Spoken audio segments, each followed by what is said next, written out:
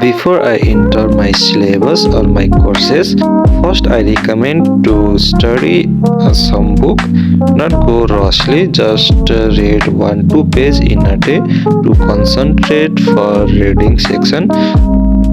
त्यही भएर चाहिँ मैले सुरुमा एउटा बुकको एउटा या दुईटा पेज दिनकै पढ्ने बानी गरेको छु अनि बल्ल आफ्नो कोर्समा छिर्ने गरेको छु र यसपछि मैले आफ्नो टु डू लिस्ट बनाएको छु आजको दिनभरि के पढ्ने के गर्ने भनेर। तपाईहरुले पनि यो गर्नु होला किनकि हजुरसँग एउटा प्रोपर प्लान भयो भने बल्ल हजुर सक्सेस हुन्छ र मेरो आजको टु डू लिस्ट यो भयो र मैले सुरुमा चाहिँ एग्री बिजनेस पढ्ने डिसिजन लिएको छु। एग्री बिजनेसको चाहिँ मैले हैन पहिला लेखिसकेको छु क्वेशनहरु मैले उसमा पेपरमा कपीमा लेखेको छु र मैले त्यसैलाई अहिले रिभाइज गरिरहेको छु क्वेशन एन्सर।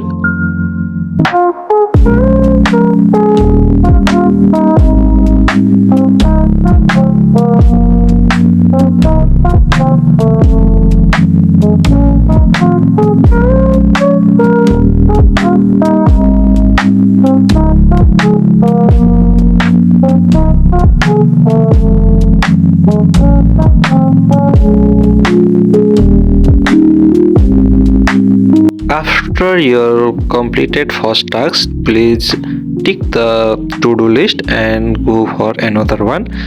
मैले चाहिँ यहाँ माइक्रो र म्याक्रोलाई छुट्टा-छुट्टै पोइन्टमा लेखेको थिएँ तर म यहाँ चाहिँ एउटै एकैचोटी हैन इकोनोमिक्स हो त्यही भएर मैले दुईटालाई एकैचोटी पढ्ने सोचेर एकैचोटी पढेको छु इकोनोमिक्सलाई।